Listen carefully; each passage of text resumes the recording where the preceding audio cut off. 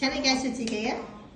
安大大，你好嗎？知我介紹自己，我嘅名肥妮，我今年31歲，我結咗婚，我一個仔，我孫會教，我中學畢業，我做嘢，我識做嘢，正幹正我嘅買書、晾衫、洗衫，我識煮水、炒菜、買炒菜、移動、煎雞、煎蛋。Fanny 啊，你喺香港做咗嘢4年係咪啊？ 4年嚇。一個老闆係咪？一個嚇。喺邊度住啊？喺松關澳。照顧乜嘢㗎？一個仔一個女。幾多歲啊？一個仔9歲，一個女11歲。11歲嚇，仔同女 OK。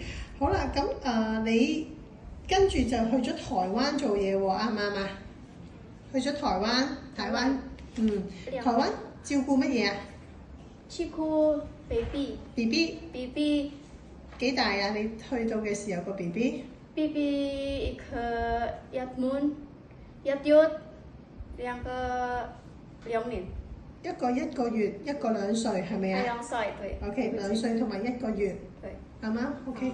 咁先生太太有冇返工？在台灣有你的太太有工作嗎？有。就你照顧2個孩子。對。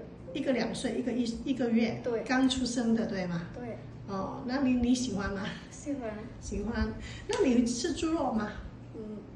不吃。我不吃。在台灣是講什麼？講國語嗎？講台灣，但是講印尼一點點那個古珠。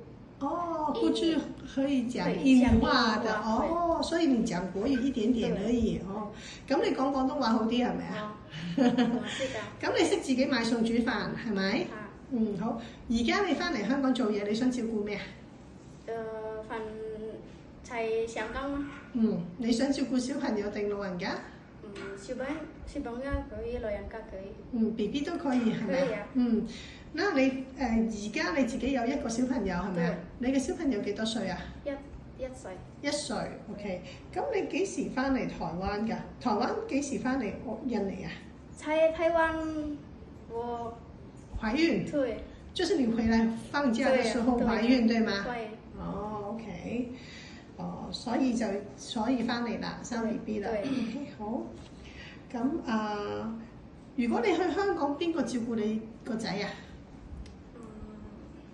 照顧那個。不是，你嚟香港做嘢，你自己個小朋友邊個照顧啊？照顧喺香港。唔係，你自己個小朋友。邊個照顧？姐姐哥哥。你嘅姐姐哥哥幫你照顧。對啊。啱嗎？